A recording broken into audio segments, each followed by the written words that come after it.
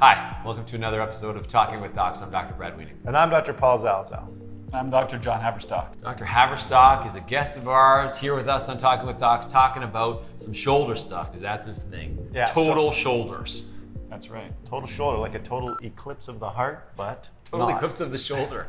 There you go. Tell us about it. What's a total shoulder? So total means we're replacing both sides of the shoulder, So the glenoid and the humerus the portions. ball and the socket, or the socket and the ball. Yeah. Usually on our show, we talk about kind of how people present, what kind of symptoms they have, what exams we do, what special tests, and then the treatment. So who gets this and how do they show up in your office? This is usually someone who's in their late 50s to early 70s would be the average time that they show up, and they have pain. They have a lot of pain here. Pain with more motion, pain at night, and they have limited motion, maybe have creaking. Do they have a lot of the same symptoms of people with like rotator cuff tendonitis and rotator cuff tears? Can that be confused? They do, and so that makes it really difficult for doctors and people doing the test to know what exactly is the problem. A lot of times people show up, they might have had a few tests even, maybe they have an x-ray, an ultrasound, an MRI, and they're still not sure what the problem is. Okay. Okay, so you got a sore shoulder, you go see your doctor. Doctor's gonna do a history and a physical examination. What's the doctor gonna find on those? Most often they're going to find that your reach is probably limited, and it's happened slowly, so you don't recognize it, but maybe you can't reach overhead fully. And then the biggest one is with your elbow at your side, when you bring your hand out, it doesn't go as far. It usually kind of gets stuck, where maybe your other side can be a little bit more flexible. Those are the things the doctor's going to see. Okay, Yeah, like salsa. that's rotation. No more salsa. That's rotation that you're checking for the shoulder. Yeah. So you're losing some rotation. That's the first sign. Basically, you're losing some range of motion. It's getting stiff. You can't salsa dance. Can't put your hand up to go to the washroom. That kind of stuff. That's right. With an x-ray, so is that the first test you're going to order? Absolutely, yeah. Orthopedics, we always order x-rays. Let's look Yeah. at an X-ray. Here's a normal shoulder X-ray. Yeah. So you can see here the ball, the humerus, has a really perfect smooth shape. There's a space that you can see between the ball and the socket, which is called the glenoid.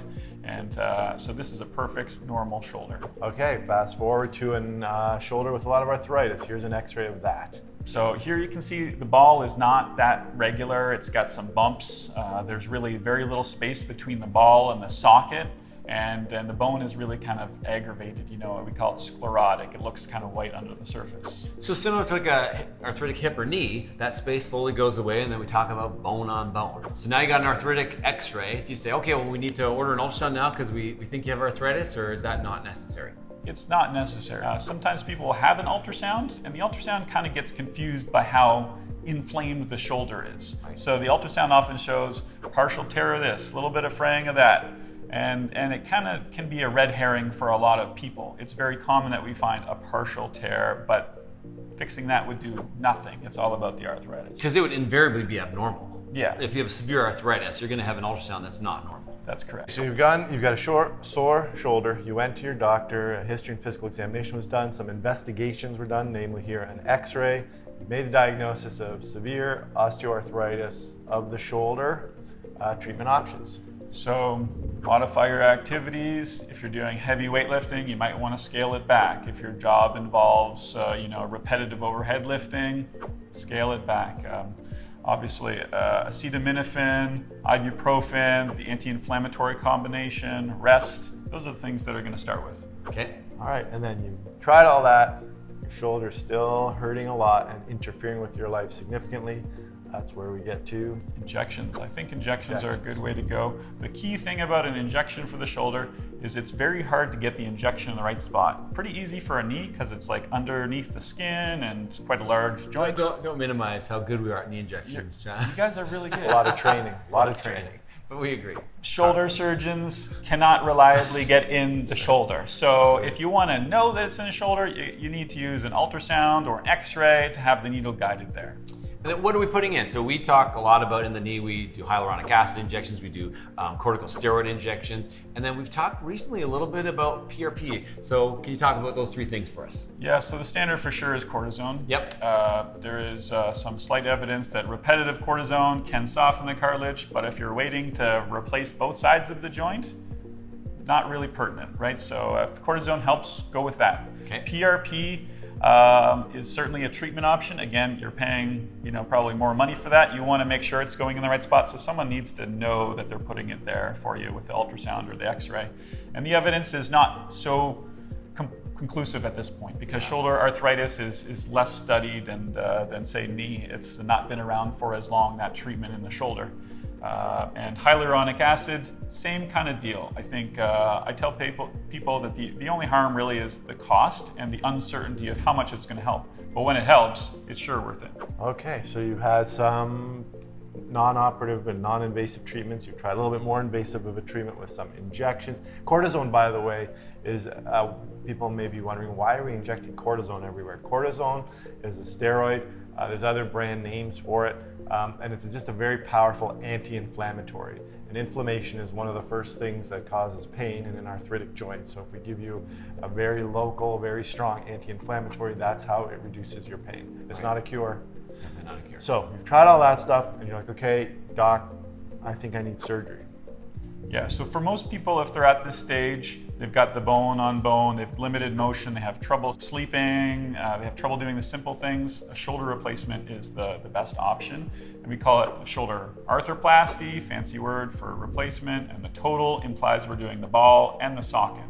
And that's important clarification because I'd say 25 years ago when we trained, a lot of times they used to do half shoulders. They used to just do the ball a lot of times, but that's been shown to not be as successful. That's completely correct. So we called it a hemiarthroplasty, and it helped, but the returns were kind of really diminishing. And there was a lot of people after 5 years that would be coming back, say, my pain's back because the ball is wearing now on the socket, and the socket is feeling all the impact. Right. Okay, so now it's a total shoulder. Can we show a quick x-ray of a total shoulder here?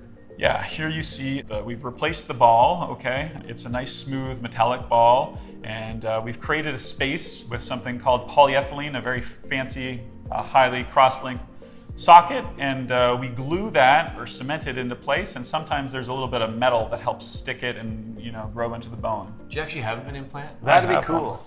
I have one here. He's like a magician. Exactly. I always carry this around. So you're gonna pull it out of your shoulder. So we've got a couple things here. They're kind of It's small. like a Hermione's bag there. The ball is it's kind of like a hemisphere. It's usually made of cobalt chrome. It's got a little taper, we call it, so that it can fit in. And so when we remove the ball, we match it exactly to your size. Sometimes we plan the surgery with an X-ray or a CAT scan for the exact size match. And then we have a few different ways we can put it into your humerus. So in the end of the bone, this is a really small kind of thing. It kind of looks like a flower.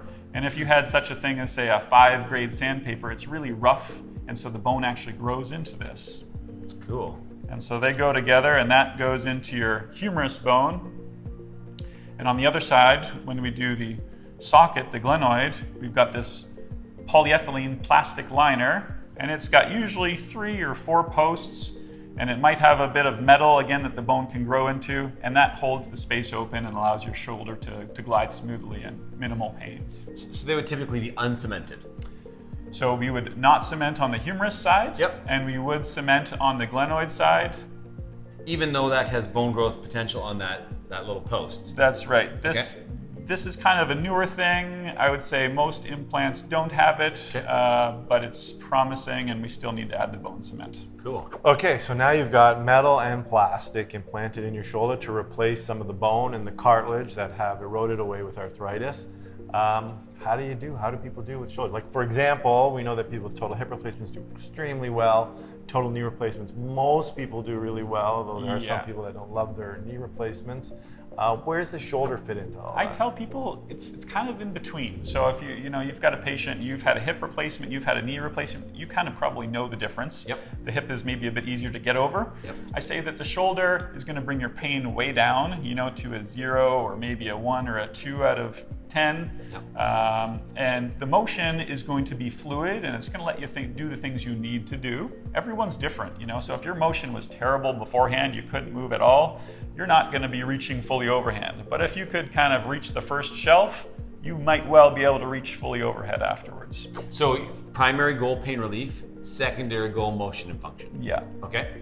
So patients come in and high-five you. That's right. That's a good outcome. We're done. Just backing up a tiny little bit, how often do they stay in hospital, John? So now we're staying in hospital about half the time. Okay. With the shoulder, there's no real rush. So you're going to rest in a sling for 6 weeks. You can take it off for bathing and exercises, but you sleep with it. So the pain goes down quite quickly, and you're just kind of living with your arm in the sling. You take it off.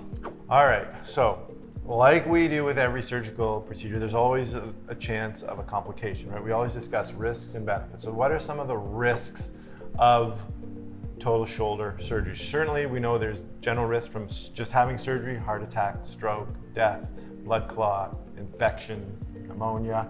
What about sort of shoulder specific? Yeah, shoulder specific, we think that the socket is not going to last forever because it's made of this super durable plastic, but it tends to kind of rock loose over 10 to 20 years in our historical studies.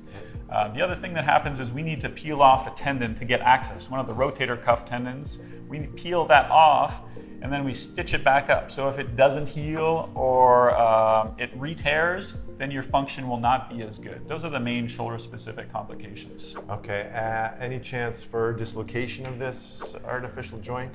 Because we see that happen in the hip sometimes. Yeah, it's not as common. The more common thing would be if that tendon retore, because tendons tear as we age, then it will kind of subluxate or partially dislocate and not move as well, but it doesn't need to be painful. So it's not so much about instability as it is the tendon problems.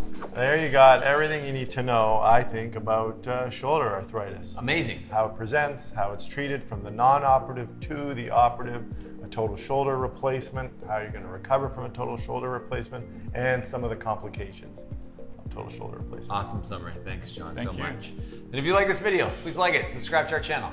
And remember, you are in charge of your own health. See you next time.